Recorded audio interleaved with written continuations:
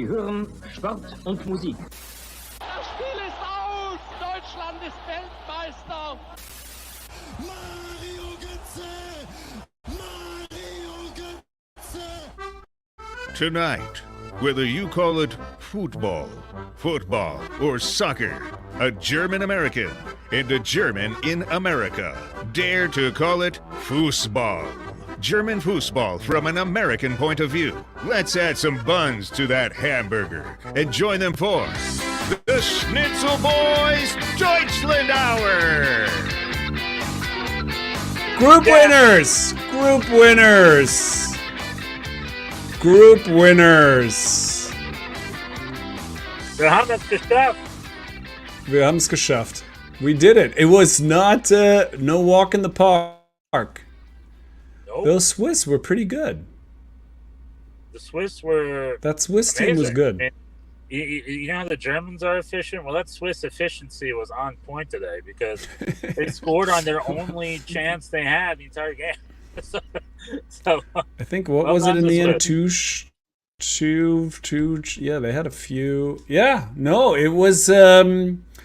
It felt like shades of 2022 World Cup a little bit, like the Germany playing pretty well but not really getting it done. I mean that attacking third. Is that what we're talking about? Well, I mean that's always the hard part, right? They're passing around. I mean, that's always. I mean, few things to say about the few nice things to say. First of all, everybody on freaking Fox is about the FIFA rankings. I do not believe in the FIFA rankings at all. No, I mean, I think the FIFA rankings are pretty.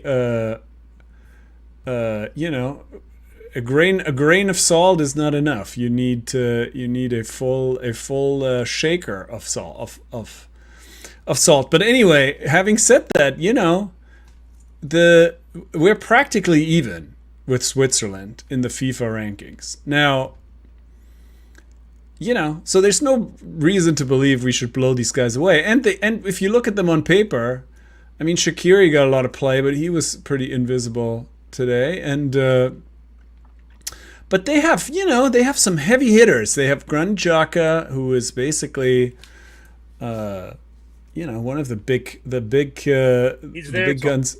He's the Swiss Tony Kroos, right? He's a little he's like a Tony Kroos and Robert Andrich sort of rolled into one. He has some muscle, like in addition to I mean, he's not quite the passer that Kroos is. I mean, who is anyway? But but he's also he's ready to tussle, and I think the German team was kind of ready for that. There was some back and forth there early on, like he wanted to get some hits in, but anyway, like there's Granit Xhaka, there's Akanji who plays for Man City.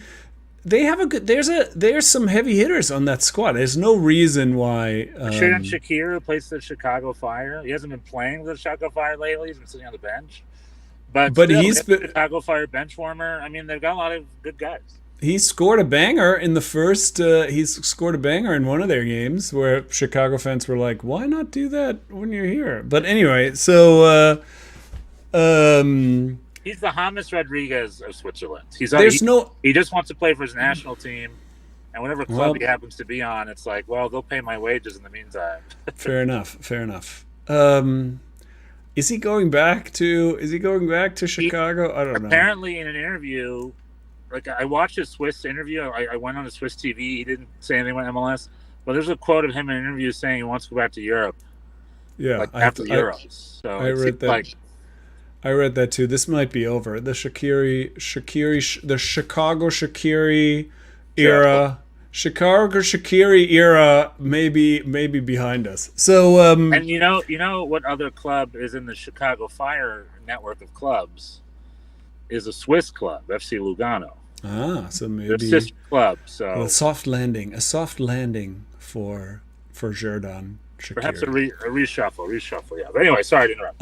No worries. It's I'm just saying there's no reason why we should have. And Switzerland's played well. There was no reason to think we're going to blow these guys away. And of course, with an early goal like that helps a lot. So they kind of set back in their defensive shape and waited for the counters, and it got pretty exciting in the end. When Nagelsmann took out Robert Andrich, I said to my son, I was like, "Oh, this is gonna be interesting," and it sure was. At that point, people were like, "Midfield, Schmidfield, let's just go, let's just go." Yeah. I mean, I'm surprised you didn't put Dennis Undo about that. I mean, it was kind of wild, and Switzerland was like, "All right, we will take these counterattacks," and this could have really gone a lot of different ways. I mean, I swallowed my heart when in the 86th minute when Switzerland scored. On a great counter, and I was like, well, literally, I was in this German emergency mode the whole second half, being like, I guess we're about to play Italy in the round of 16. Yeah, it could be. This could have been. I mean, on the other hand, who knows with these brackets? A lot of things could happen. Like it's kind of, you can kind of outsmart yourself with those thoughts of like, oh, it's definitely better one way or another. I mean, it's a second place team no matter what. So, but the second place team, you're right. It is a little bit like could end up being would have been Denmark, Croatia, or Italy. Could end up being England. We don't know yet.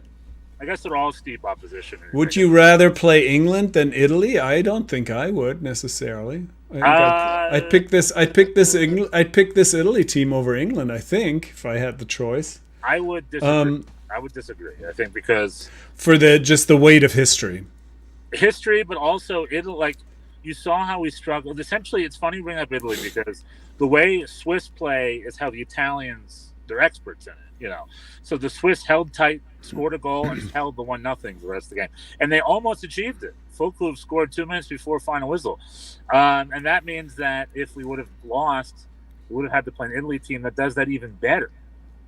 So, that would have been if we think Switzerland's a tough nut to crack, and the Italians are an even tougher nut to crack. I think with their low block. I mean, Switzerland may end up playing Italy. I think I'll pick Switzerland in that game. I don't think this Italy team is. I mean, you never line up to play Italy if you're Germany. I think that's probably true. But at the same time, this version of Italy, I don't feel so afraid of, and I think the Swiss are perhaps better than they are. I don't know. We'll find out. I thought also that first goal, the Andrich beating Jan Sommer on the short post. That was not on my bingo card at all. I was like, wow, that's Andrich scoring at all wasn't on my bingo card. Definitely not. And then sort of a bounce that Jan Sommer, just maybe this was the much talked about poor pitch in the Frankfurt Stadium. Which is an indoor stadium, by the way. Did you see the wide shot? I guess, yeah. And a full roof, and they had like an NBA style 4-sided little thing on it, yeah. People have complained about that field all year. So that's not new. Not the level of Copa America level, not to that level. Well, it's different. Yeah, I guess they're not putting grass over turf. No, it's different. I mean, it is. I think the amount of complaints is, well, it's different in the sense that the Frankfurt pitch people complain about all season. Right. It's not a Euro thing. This is just like that stadium, and I guess they have NFL games there, they have football games there, and they have other. It just gets banged up, and it doesn't have enough time to recover. The Copa. A lot of Taylor Swift concerts, probably. I'd imagine. I guess, yeah. Well, I mean, she's just relentless. Like she's been on tour for 18 years. Is she ever coming home? Where is home even for her? At this point, does she know? I think her home is the Frankfurt Arena. It's the Frankfurt Arena. She just between every other stop on her world tour, she just takes her high heels to the Frankfurt pitch and runs up and down just to create some holes. Why she does this, we don't know. I think she hates American soccer because of her husband. She's not taking any questions about it. You know who's been it rocking has that? to do with it has to do with her boyfriend somehow, but we don't know exactly. He's part of the conspiracy. But you know who's been rocking it at Taylor Swift concerts in a little pink hat lately? Do you? One Jürgen Klopp has been crushing. Jürgen Klopp. Yeah. This is how he's recharging by going to. I highly recommend for everyone out there to follow Jürgen Klopp on social media. Every 3 days, there's a photo of him somewhere amongst the fans at a fan fest. He's got a in the list. stadium, and then 3 days ago, he was at a Taylor Swift concert wearing a tiny hat. He clearly has a long list of things that he has been wanting to do that he has not been able to do. And so now he's doing them. Good for him. That's good. I mean, that's exactly how this should go, right? He is carpe diem. He is not being a recluse. He's like, I'm on tour. I'm doing everything. I'm doing all the stuff that he's gonna play the piano and take up crocheting next. He has a list. Anyway,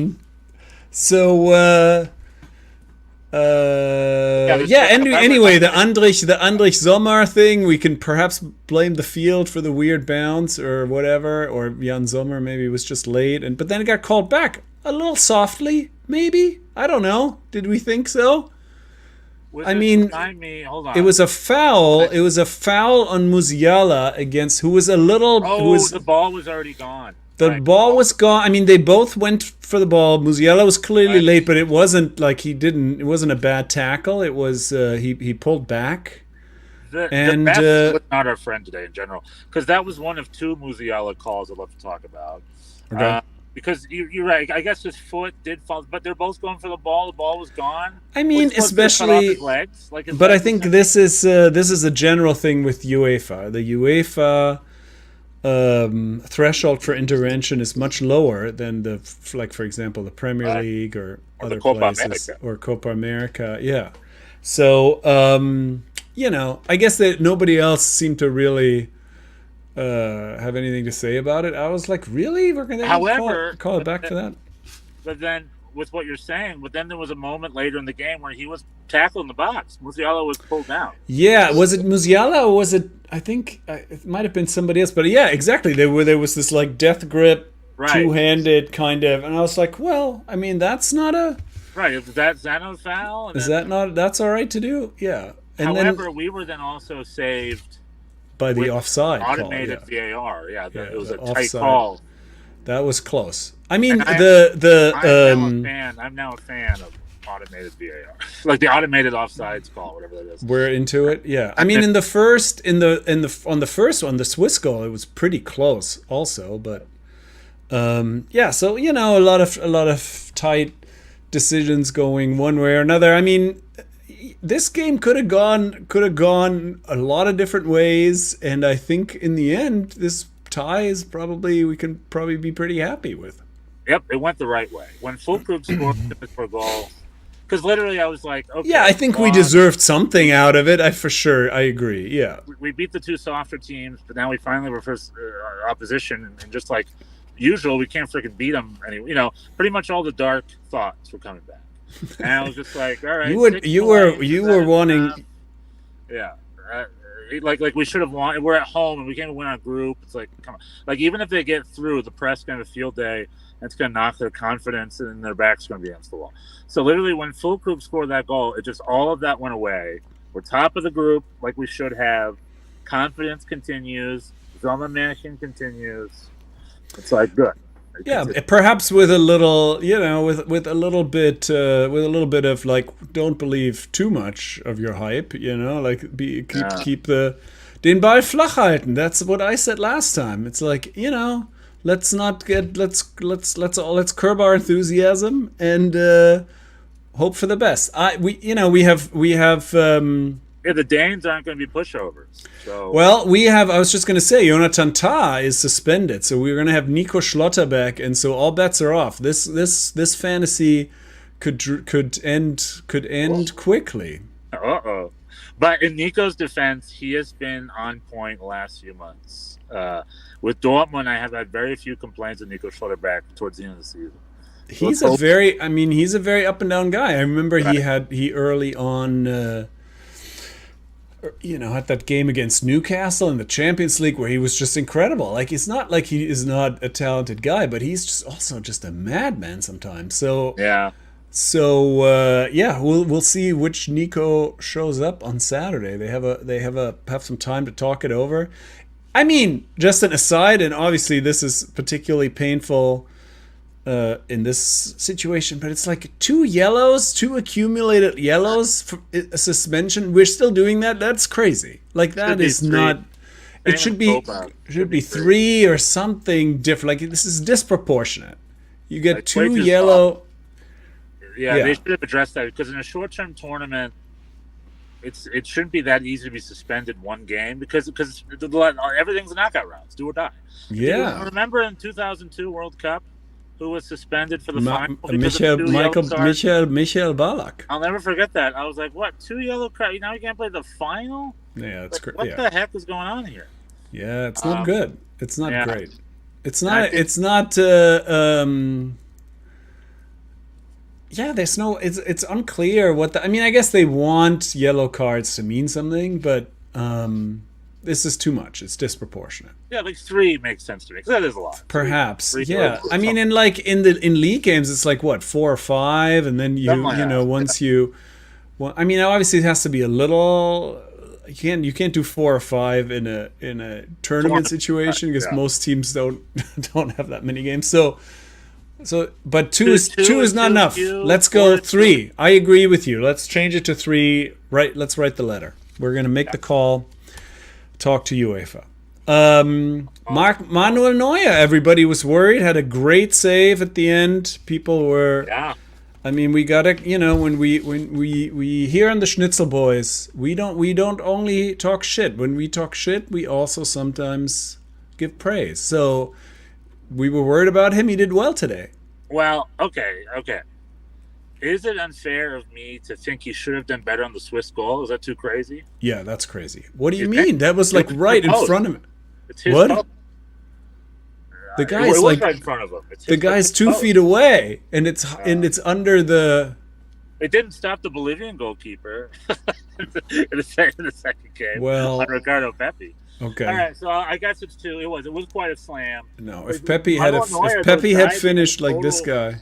Manuel Neuer's diving the total different direction. Well, he's. I think. Well, if you wanna, I think Rüdiger's a little slow to pressure the crosser. I think, and Jonathan. We are vulnerable in transition. This will keep happening. Like, this is not. We're not a great transition defense team. Like, we're gonna give up more of these goals, and we're gonna have many more close calls like that. Hopefully that don't go in. I jinxed. This is ultimately my responsibility, because I jinxed us. I literally said, like, 10 seconds before this goal happened, I said to my son, I was like, overall we have not been defending as poorly as I thought we might. Famous and last so, words. Never say that out loud. And then Swiss got the ball, and I was like, oh boy, I did it, didn't I? And sure enough. So I won't say things like that again. And it's one of those things where it just feels the game will go on and on and on. You're just not going to crack that nut. But when at the last moment of the game, they finally had a good cross, finally connected right, and it was finally heading the goal. It was one of those things where it's like, I was not expecting that. It was such a joy to get that last minute equalizer. Like that. It was fun. It was nice. Yeah. And Füllkrug is, the gap-toothed beauty of Füllkrug. He scores, dude. He scored. When he puts that German shirt on, he plays for the Crest, and he scores. He's also the guy you need. They have all these, because in the end... Yeah, since we were not gonna use the midfield anymore. We're just gonna if you're just really gonna late in the game, if you're just gonna float things into the box, you need somebody like him in there. Yeah, 100%. I love when they started that. I texted you when I think from Noy even, or it was either Kuls or someone, they just took it and just did a long pass forward, and I'm like, yeah, change it up. For the years of the days of playing out the back is popular, but every now and then just lob it up, put it up. This is also, me. I'm not back to the roots kind of guy. I enjoy this team and but like, I think there's just something about a German bruiser number 9, like that just doesn't hurt. And I mean, I think, Kai Havertz's work has been okay. I understand why. Next question, Bjorn. What rating out of 10 would you give Kai Havertz today for this game? For this game or the group stage? No, for today? Just the Switzerland game, just today. Out of 10, I'd give him a 6, perhaps. Yeah, I think so too. Because Yeah. it was that thing where every now and then you saw him, it's like, oh yeah, I guess Kai Havertz is also out there. It's like you didn't see him affected as much as you saw Musiala or Verts affected. And Kai Havertz is a shadow 9, is a false 9, right? He's not up top. Well, I think that's what his appeal is, right? He holds up the ball. He has a big range, and but today, yeah, he was trying to. He had a couple of sort of half chances. It's not like he was missing sitters or anything, but he had a couple of balls that ended up on his head, and you're definitely, when that happens, you think like, yeah, I'd rather have Füllkrug in that spot. If you're looking to score a header, that's not really that's not his thing. But I understand, I was surprised a little bit when Füllkrug came in that it was Wirtz and Musiala. And Havertz stayed in. I probably would have kept one of those two. And Musiala, I felt, should have stayed. And then I mentioned to you also, I guess now hindsight's 2020, but when it was looking like we were losing at the end of that game, there was a shot of Thomas Muller just sitting there. And I was like, shouldn't this have called for maybe some Thomas Muller to come off the bench? A little veteran presence to organize? I don't know. I mean, obviously it was a moot point because we got to equalize at the end anyway.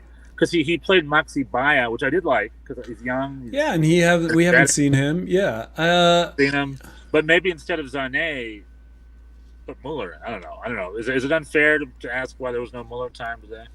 I think he's just pretty far down on the depth chart. I think the early. I think him and Emre Can, although Can came back in game 2, but I thought like this, I was like, oh, he's giving Muller a couple minutes because we won't really see him for the rest of the tournament. That was my sense of it. I don't know. I mean, this was just like against a good defense. It was just like, throw the kitchen sink at it, and who knows? I mean, what is gonna work? Like that's just tough. I think everybody. Everybody was. Right. I mean, yeah. Julian Nagelsmann opted not to rotate anyone today, which I thought was interesting. He said, he wants the rhythm going. He wants to be the same German team, keep it going. And I agree with that. I mean, I agree with that. I agree too. But what I like what he did was that then he did the subs early and he put Maxi Baya out there, the kind of stuff you probably wouldn't have done the first 2 games. Pretty much is like, we'll start with the regulars, but I'm going to give more aggressive minutes to more of my rotated squad later in the game. So I do. It's kind of like a hybrid thing. It's like what I felt, and I thought that was smart. I like that. Like I said, it ended up working. Yeah, I mean, it ended up working sort of. Like I got this early on. I got the sense, and especially with the Andrich. When that went in, you felt like, oh, they're gonna try to bring this home at 75% intense, because that's like, a German quality of old. They're like, oh, you're gonna send out the regular guys, but they're gonna manage themselves. Like they're not gonna like run themselves into the ground, and that's what it felt like. And then obviously as the game went on, you felt like, well, do they have another gear? Like, is there going to be, can they kind of ratchet it up a little bit? And I guess they did enough. I mean, it worked. So all's well that ends well. But it could have, like I said, this could have gone a lot of different ways. Yeah, and Germany has never had 9 points in the opening group, not that I can remember. It's always 6 or 7. There's always one. There's always one that goes. There's always a loss or a tie in there. Somewhere. Yeah, and I mean, this is not. In 2014, they lost their second game. I think 2010 they lost their second game. Yeah, This is that's. And then 2014, remind me. 2014 they tied Ghana. They didn't beat Ghana, did they? Never mind myself. Wait, in 2014 we lost to Mexico, right? No, that's 2018. That's 2018. Oh, 2018. 2014 is USA, Ghana, Portugal, Germany. Oh no, 2014 we beat Costa Rica, and then we tied. We didn't play Costa Rica in 2014. That's 2006, I think. Oh, right. No, you're right. Oh, that Philip Lahm goal. That's what I'm thinking of. Right. Oh, 2014 group stage. I gotta the one we won the World Cup. We won the World Cup that year, but I'm pretty certain Ghana. I think we tied Ghana, right? We didn't beat Ghana that day. No, we beat the U.S. We tied Ghana, and we beat. Well, it's not in this order. We beat Portugal early. Pepe, Pepe red card, and then we tied Ghana 2-2, and then we beat Germany. USA, yeah. Then we beat USA 1-0. That game was boring and rainy. Yeah. More lopsided than that score suggests, in my opinion. But I just remember it being just a sloppy, kind of rainy, boring game, to be honest. But what the reason I'm bringing it up is because I'm just like, Germany's never had 9 points, so like them tying Switzerland. Yeah. Essentially, it's par for the course. They're not breaking balls to that. And these were we had. I mean, I think I said this the last time. It's like we had the first 2 games where everything went as well as it could have, and now here we are. We'll see. We'll see. I don't think we're gonna. Yeah, I never thought we were gonna walk through this tournament, blow everybody away, and win the whole thing. Like, who knows? With Nico Schlotterbeck, what's gonna happen? Yeah, with Nico, and I think that's the Euros. What I will say is, right now, I mean, games change everything. Goals change everything. It's funny how every goal just changes everything. Yeah. I love that Slovenia Serbia game, was it? Where Slovenia were like through. They were like through the next round, and then Serbia scored that last moment goal, and now Slovenia's probably out because now they have to beat England. Yeah. Like literally that one moment went from through Scotland to eliminated. Scotland today. Yeah, and that's the other thing I was going to bring up. How much did it break your heart as a German watching what's going on in Germany? The Scots are there. They're loving it. They're the kindred spirits, apparently, the Germans and the Scots. And I was rooting for the Scots to come through. I was rooting for Lewis Morgan to come off the bench as he did to score that winner. But no, I had my multi-screen on, and at the death. Well, I just switched. Yeah, I just saw the last 3 minutes, and it was just brutal, heartbreaking. And Scotland is probably not going to get through because they're only on 3 points anyway. So they're both. I think 3 points. I think 3 points going to be enough. Actually, yeah. I think the way I was just sort of looking at it and what's left. I thought Scotland with 2 points could have had a chance. I mean, they would have needed a lot of things, but they only needed like Albania, Slovenia, Czechia, and somebody else. Like, it was not. I mean, they needed a lot of stuff to go their way, but nothing crazy. Like all games where you're like, yeah, that could happen, and I think 3 points is gonna. There's a good chance it's gonna be enough. There could be 2 third place teams with like 1 or 2 points easily. So I think the dark horse Hungary is very much alive with that late goal after Scotland had some chances and. Well, the New York Red Bulls terror himself finally got on the field, and I thought, well, all bets are off. I mean, it's about to. Lewis Morgan with a late MLS. It's about to go off, but alas, it did not go off, unfortunately. And Scott McTominay had a good chance that I saw just at the. They were. I mean, it was another up and down kind of game, but then heartbreaking, Lewis brutal. Morgan couldn't handle the power of Daniel Godstock and the Philly Union, and once again, the Worms, the Philly Union, just get one over on the New York Red Bulls, even in the Euros. It's heartbreaking. But so I forgot to tell people, so I'm in a car.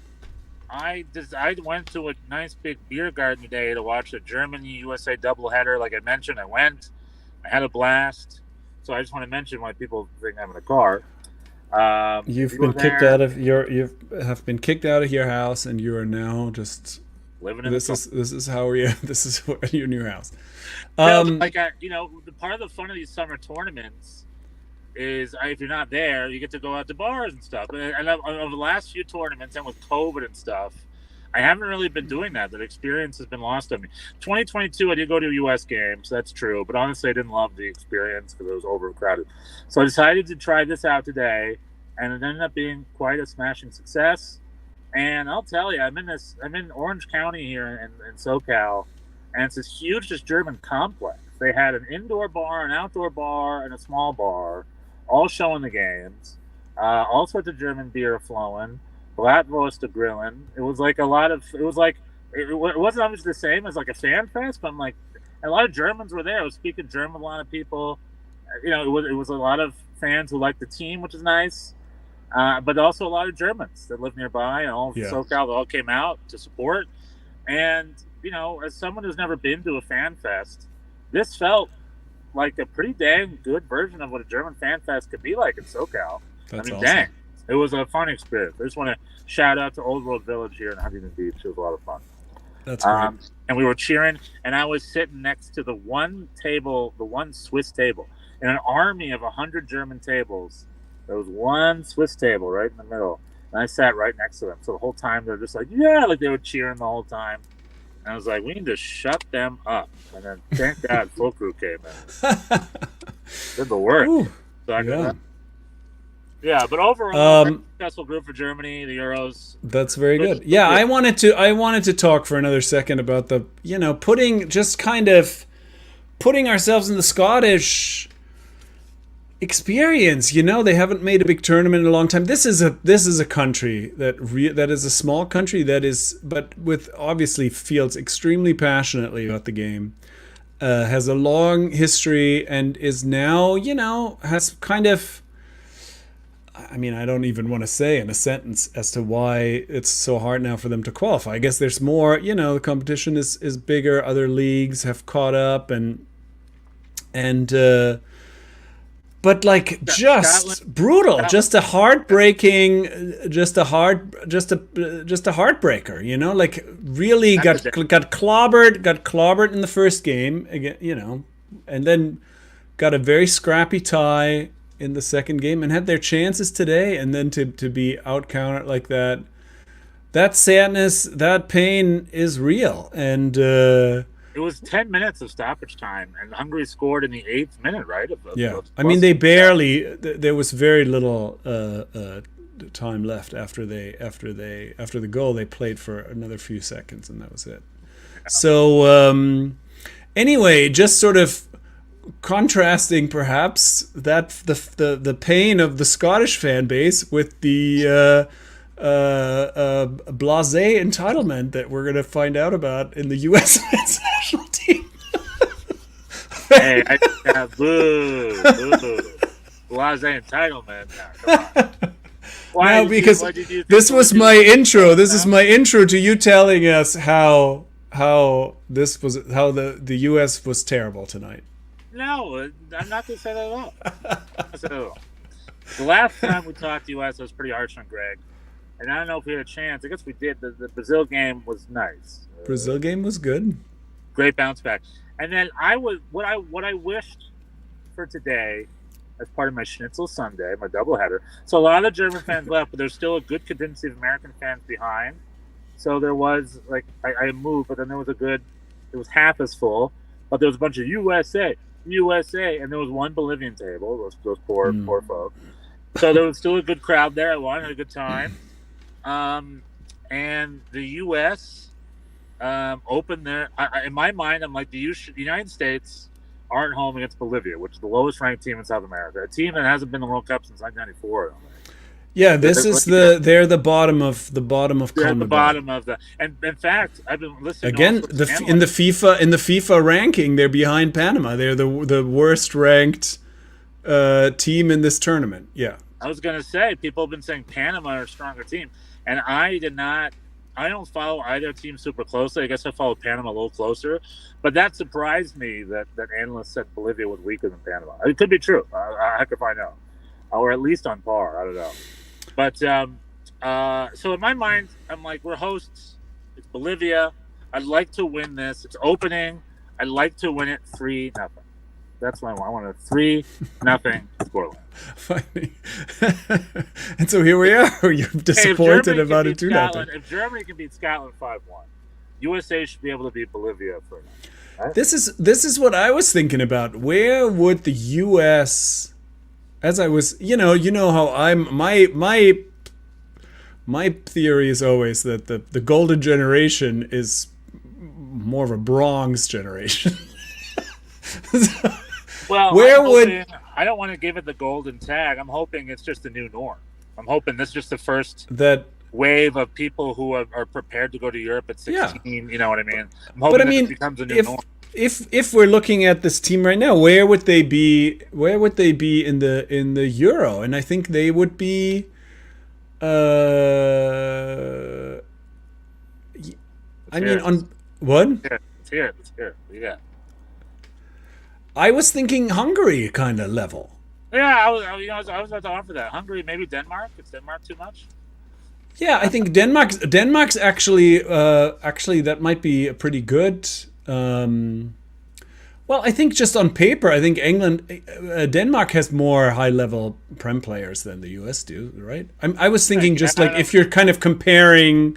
If you're kind of comparing like the status of the starting 11, I think. But I think. However, Denmark probably has a lot of guys who play in the Danish league too to complement them. You know, because Denmark, like Scotland, it's kind of apples and oranges. Because like Denmark, like Scotland's a smaller country, and they do have players like Christian Eriksen and Kasper Schmeichel. Who are in the Prem, and what's his Rasper Højlund? What's the other guy? Yeah, Man United. Yeah, the Man United striker. Yeah. But then for those three, then there's also three dudes who play at like Nordsjælland with Bob Bradley or something they've never heard of. I don't know.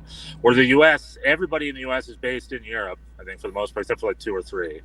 So they all play at a top of the level, starting 11. Everybody, right? Starting 11 is There's no MLS, right? MLS players.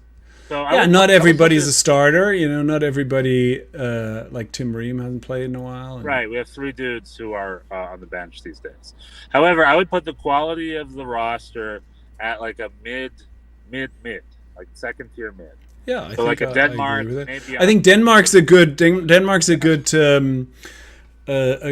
Perhaps a good analogy because they also really seemed well drilled and like a good team, but also lacking a little bit up front. Like, and I think that's kind of what it felt like tonight, anyway. That they could have been. This could have gone better. Could have gone better with a little bit more oomph. I mean, if you want a point of reference, in 2010, the U.S. won a group with England, Slovenia, and Algeria, and they won that group. They didn't just get out; they topped the group. Over England. Mm-hmm. And then in 2014 they won a group with Germany, Portugal, and Ghana, and they got second place over Portugal in that group. Mm-hmm. So knowing that, you know, and then what was this last group? Iran, England, and Wales, and they got in second place that over Wales as well. Yeah. So if you put them in a Euro group, it's comparably as strong. They could get last place. Why not? They're not privy to that. But they should be able to get out of a Euro group. Yeah, for a second or third. Yeah, especially with this Euro, they should make it. Yeah, I would agree. I think they would make it out of the group. And then end at the round of 16 or maybe make a run to the quarters or something. Yeah, I mean, if Iceland get the semis and Wales get the semis, the U.S. can get to the semis, right? If Greece can win, yeah. And Denmark can win, and technically the U.S. can win. I was telling my Swiss friend that I think Switzerland have a chance. I think there's crazy stuff happens at the Euros. But yeah, okay. And after the final, Shaqiri takes the microphone and he's like, "Deep dish Chicago style pizza and Chicago style hot dogs have fueled me to be the best player I've ever been in my life." And he says, "Go Bears," and then drops the mic. Go Bears. Yeah, that's what's going to happen. Anyway, so USA Bolivia happened. I want it to be a confident 3-0 home win, no injuries, because the Copa has been. It's interesting. The contrast between the Euros and the Copa is very interesting. I want to talk about that. Yeah. The games have been different. The stadium atmosphere has been very different. And the gameplay has been like Argentina-Canada was a fun opening game. The atmosphere was a little weird because it was clearly that they weren't like hardcore soccer fans. They were just sort of like messy fanboys, kind of. Yeah, it was more of a family event. And then Peru-Chile was one of the worst soccer games I've ever seen in my life. Yeah, that was rough. I watched that too. That was. I was like, no soccer being played. I was thinking of There's just a bunch of camera shots. It's just the camera guys had to find stuff to film all day because I mean, soccer wasn't being played. That brought out the Greg apologist in me, where it's like, yeah, if you want to see a couple teams that where everybody just got off the plane and they're like, yeah, we'll just run out, like just figure it out as we go. 2 hours, yeah. Like, yeah, whatever. Let's just, this is the starting lineup. Let's just see what happens, kind of thing. That's what that was. Yeah. And they are neighbors and rivals. It's very clear that Peru's trying to get under Chile's skin because they're vastly less talented, and it works. They were just under each other's skin the whole time. Anyway, I looked at that and I'd be like, I don't want to see any more of this. It's not like everybody else is. So I was just happy to see Alex Collins alive and well on the Peruvian side. I was so disappointed. He's on loan in Greece. He's right? in Greece, yeah. Well, he just didn't want to. He didn't want. Well, I think he would have come. Yeah, it's unclear. We've heard different things about what happened there exactly, but I think. Anyway, whatever. But Venezuela, Ecuador, I to be honest, only caught second half of that. That seemed like a little bit more open game. And then Jamaica, Mexico, tight, a really bad Mexico versus a pretty dang decent Jamaica, and it was just a tight 1-0. So I just wanted the U.S. to do it, like just blow it out, like play a game, make it fun, score some goals, play a game. Because in a tournament full of South American and Central American and Mexican teams, there's only 2 teams that aren't going to futz with the rev. That's USA and Canada. Maybe Jamaica, too. It should be. And it was nice that they didn't do that. So I'm very happy with the game today. We played the game. They held the ball. They didn't really have much of a scratch. Like you said, Bolivia were pretty damn it was not. It was never really in doubt. Yeah. And like the Timo Weah goal should not have been a goal. I was like, how did the goalkeeper not get that? But I'll take it. Right. Yeah. I mean, the Pulisic goal too. The from behind the goal, I was like, yeah, Manuel Neuer saves that. But but we'll take it. And all good. Yeah. It's like because the first half of the game they're holding the ball, playing their play at the back stuff, and I was like, this team might not be as good. Like you're giving them maybe a little too much credit. And then they changed. The second half was more long balls. They pressured the keeper in front of the box more, and it didn't lead to more goals. So I guess I was wrong, but it did lead to more opportunities. And Ricardo Pepi. Should have had one. He should have had that, especially at the end. It went straight to the keeper. And it's like, anywhere else, Ricardo. Come on now. Well, the keeper still, he had to make that second. Yeah, he no. 3 saves. He had to, do it twice. Yeah, that was, it seemed like they should have had more. But so to me, that means mission accomplished. Because like Ricardo Pepi missed that third goal, whatever. Good 2-0, 2-0. It's a team worse than Mexico. Yeah, this is not a good team. This Bolivia team, and they should have had a couple more. But I mean, but it seemed like it was close. I don't know because goal difference versus Uruguay might become a thing. So goals do matter. Oh well, I mean, I guess this is also the schedule is kind, right? So it's Panama next, and then. Yeah, I don't know why they did that, but the USA should play Uruguay first or second. But for whatever reason, they took the 2 biggest teams and put them third. I mean, you never see that in the Euros. So that'll be the game for the group win, presumably. Yeah, presumably it's 6-6. If all goes well. 0-0. It's like Uruguay. So then the goal differential. Oh, because if it's a tie, then you win the. Oh, right. Interesting. Yeah. It dictates who you play the next round. So we're thinking Uruguay could.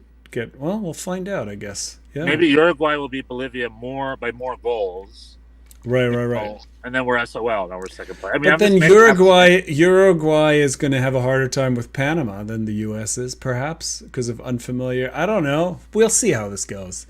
The Copa America is more of a mystery because these teams do not play each other, which is fun. It's cool, exactly. And we don't know. And it seems like. Yeah, not everybody is is fully prepared. Maybe I don't know. We'll see who else is coming out. I was very unimpressed with Gio Reyna, who seemed Musa is sitting on the bench for Gio Reyna, and I was texting you about how Gio Reyna is going to be the jerk on his men's league team when he's 60 years old, who's telling everybody where to pass and how, it's like he has a lot of confidence and it's not. I don't know. What has he done exactly to? Yeah, because he's not playing, but Musa's been playing more minutes throughout the season. I guess Musa hasn't had an amazing season at AC Milan, but he's had vastly more minutes in a higher. Well, I mean, they're not the same. They're not the same player either. Like Musa is much more of an True. eight, Musa's got more transitional play. I guess more defense. I would say. I think Gio's. No, I mean it's clear. He has a lot to offer to the team, but it's like. I mean, I guess I'm from Germany, so that colors my. But like the back heel into off the that just goes out of bounds. Like that'd be a immediate sub if I'm coaching. It's like if you're doing that. Which I guess I don't. Maybe I missed that moment. Well, Gio really decided he wanted to play a lot of back heels today, and one of them just went like completely missed any target and just went out of bounds on the sideline, and I was like, well, in his defense, you got to do better. You got to do better. What? He hasn't played all club season, so he's cold. Gio Reyna is amazing when he's on fire. I'll never drop that, and he's still young. But he's been cold. He hasn't been playing. All right. So it is one of the. But you are right. I mean, maybe there's a thing where Musa gets to start against Panama or something. I don't know. We'll see. I don't know. We'll see. David Riccio would like us to do a commentator ranking. Ian Dark, number 1? Really? Okay.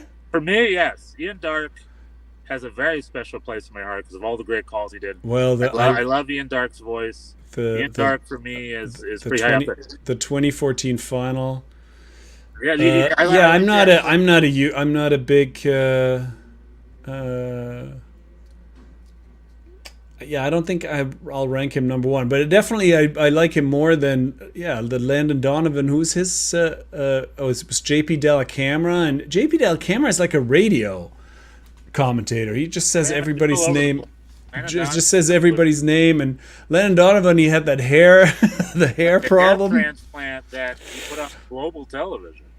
And he assumed no one would see it, and it's funny. The next game, he doesn't look to his right. He keeps his head straight forward. Oh my god! Because he's having a hair transplant, which I didn't know. He's bald. Why is he having a hair transplant? Well, just shave it off, my friend. I've been. Yeah, I mean, we had Derek Ray today for the Germany game. He told us by minute 18. He told us the local specialties. He always likes to get his food in. Anyway, what were you? Yeah, I learned about Maltaschen from him. I never. Maltaschen. Oh, yeah. That's literally made me go run off and buy soup dumplings. It's like pierogies. Yeah, it's like the pierogi version. Yeah. Landon Donovan, I'm not into as an analyst. He's not the worst, but he's not the best. I don't know. Ian Dark, play, thumbs up. Darren Fletcher, like Darren Fletcher a lot, thumbs up. Jackie Oatley, I could do without. I do like Warren Barton as an analyst.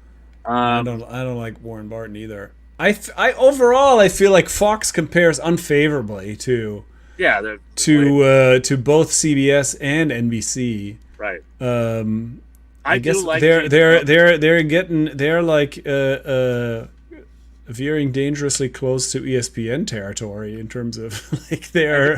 I think they're past. It's just very late. ESPN and Fox is very lazy.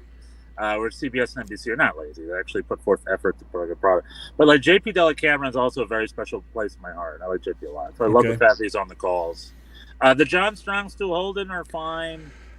Yeah, it's all fine. I guess. It's terrible. It's just fine, but nothing's amazing until Ian Dark's on the call. When Ian Dark was on the call, so I agree with David. He's my number 1 as well. Ian Dark, he was with Landon Donovan. I think they're a pretty good team. That's what I'm saying. Landon, he elevates.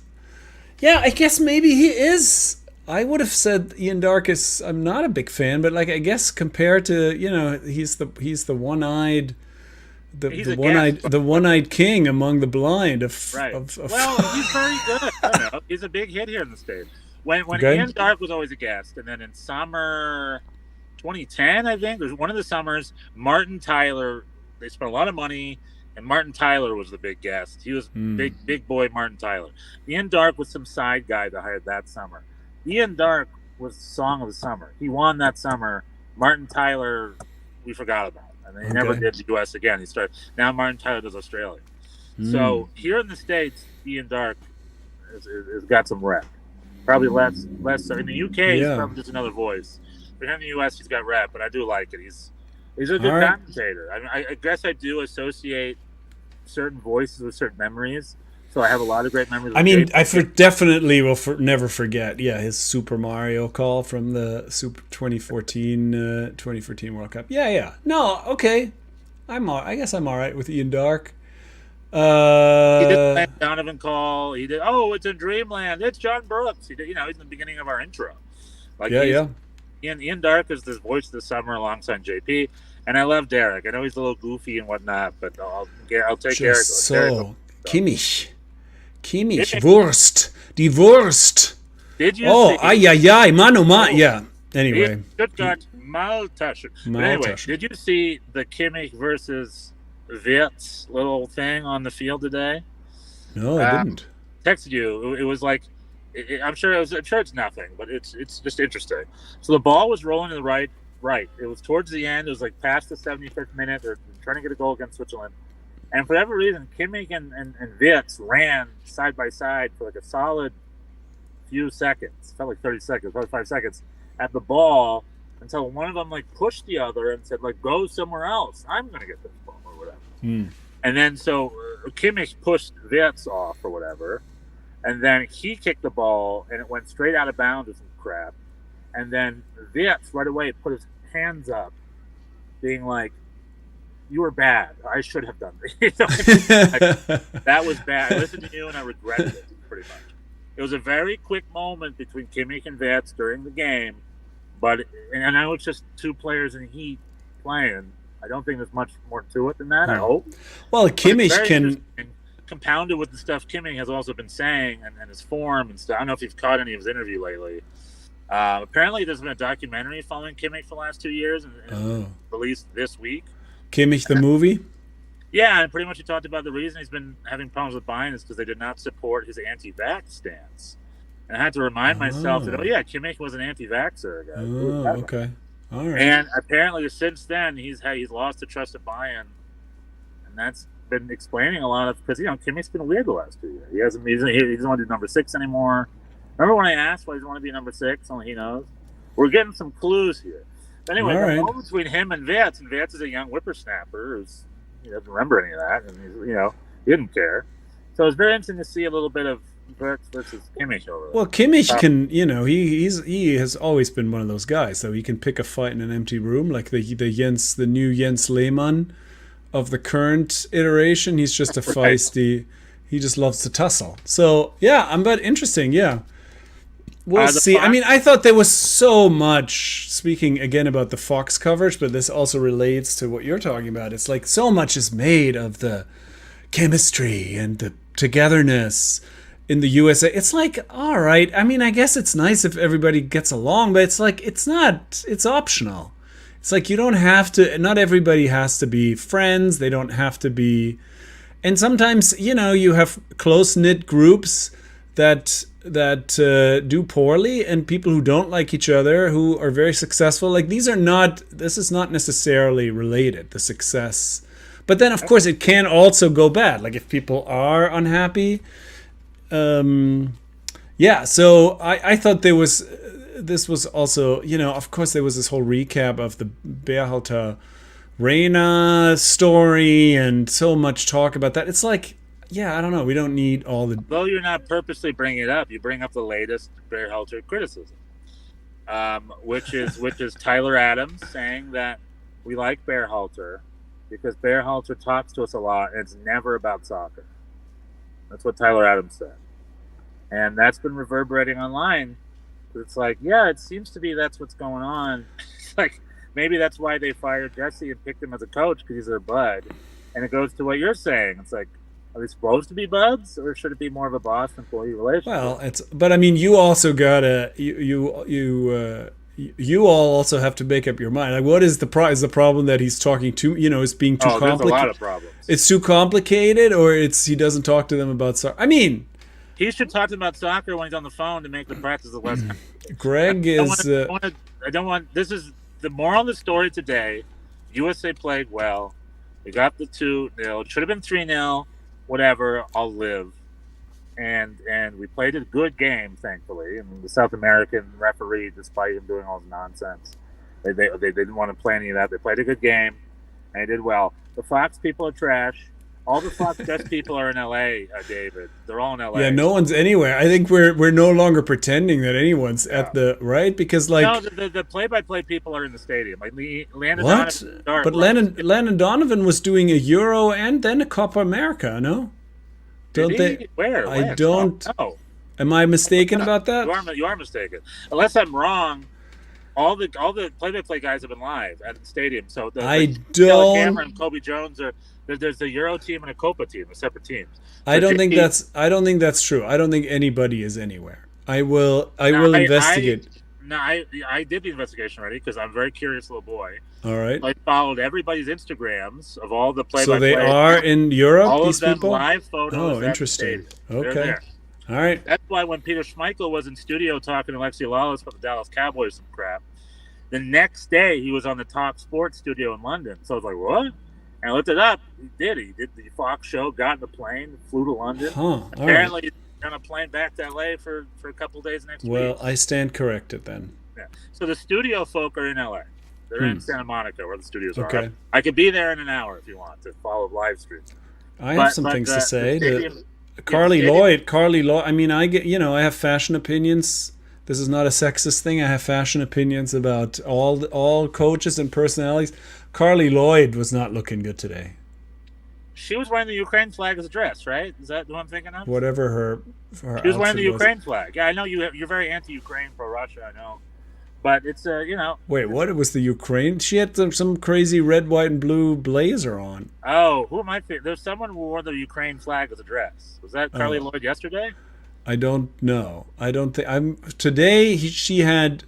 I think I saw a little. I was at the bar, so I didn't. I watched the game, but the interstitials I wasn't super focused on. So.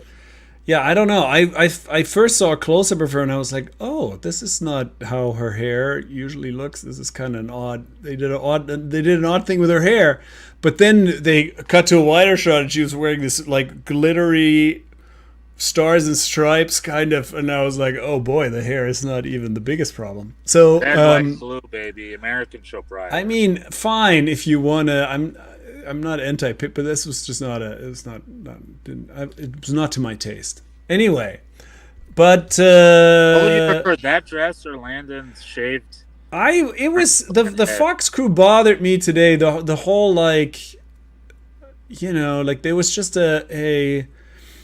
And I guess this brings me back to the Scotland thing. It's like, there's a proud soccer nation that's fallen on hard times and it's got brutally eliminated today. And here are these people who are just like, oh, we should just blow everybody away.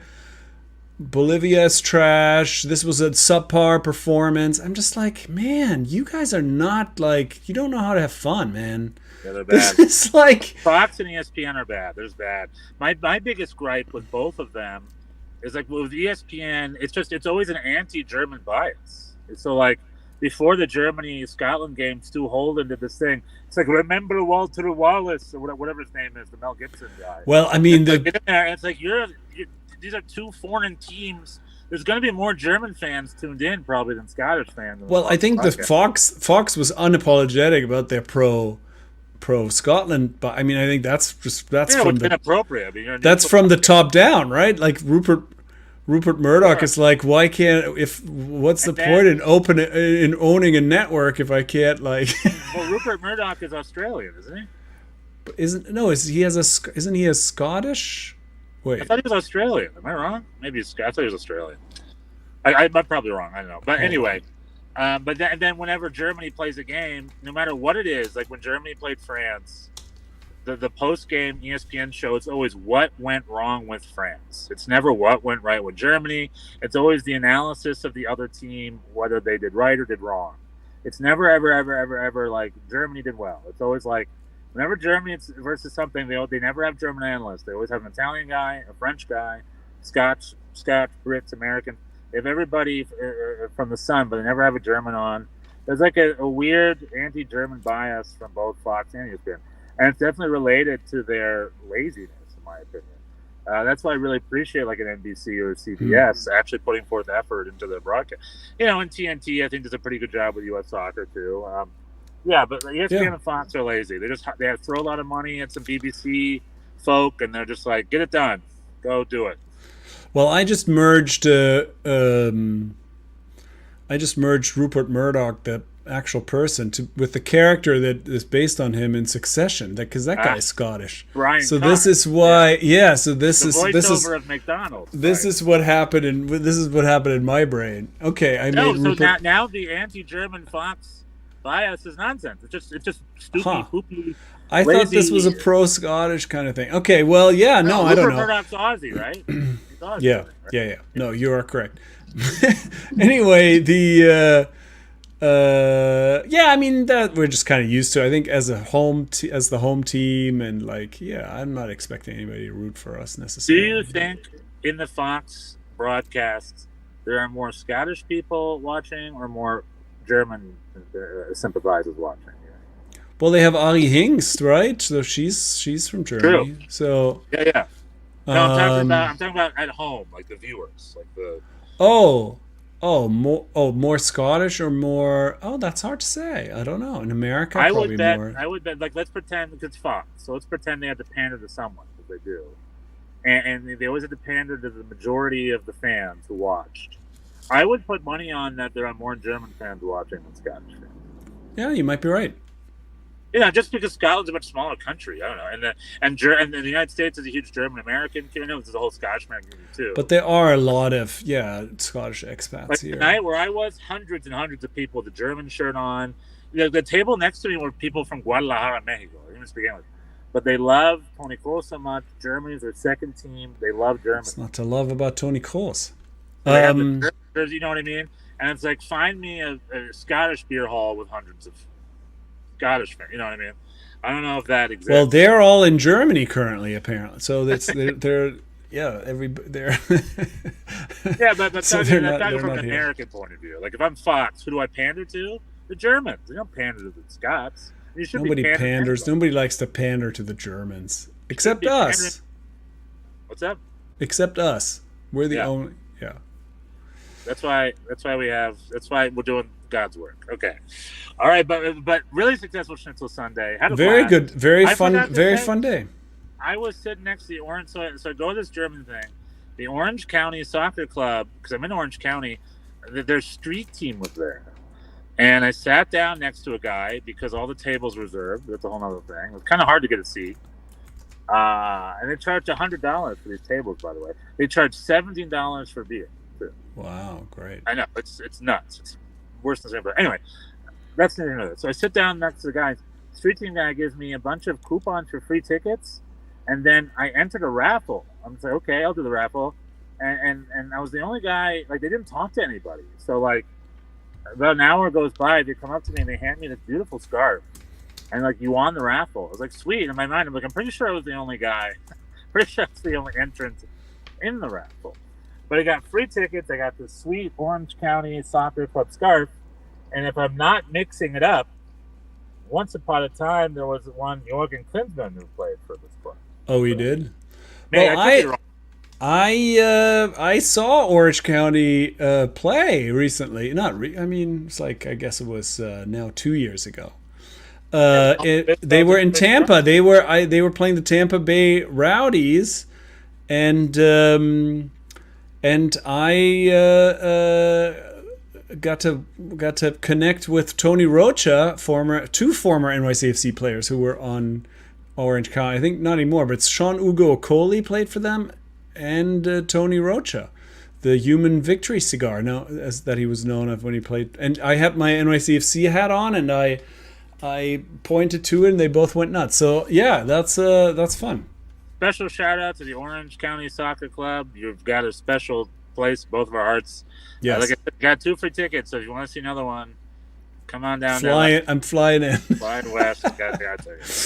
All right, so we're gonna reconvene Thursday after USA Panama. Is that the plan? Yeah, right. Let's check in USA. Yeah, let's do that. Let's do USA Panama for a quick. No need to talk about MLS. NYCFC is in the doldrums of MLS summer. We are sucking on the road, so we'll talk about that another time. Yeah, we can. Yeah, I mean, stop talking about the Rebels. We lost Frankie Maya. I would like to talk about that. Yeah. But more importantly, we beat Toronto 3-0 with the help of best fan ever, Mother Nature. That is the second, if not third, game that's been raid delayed halfway through. For it to come back after this the works delay. for you. This works for you. I mean, let's just hope during the playoffs there's plenty of rain delays. Because rain delays are our Make friends. more rain. Okay. All right, cheers, All right. everybody. Have That's a good good. summer of soccer continues. See you Yeah, later. it's been fun. Sweaty but fun.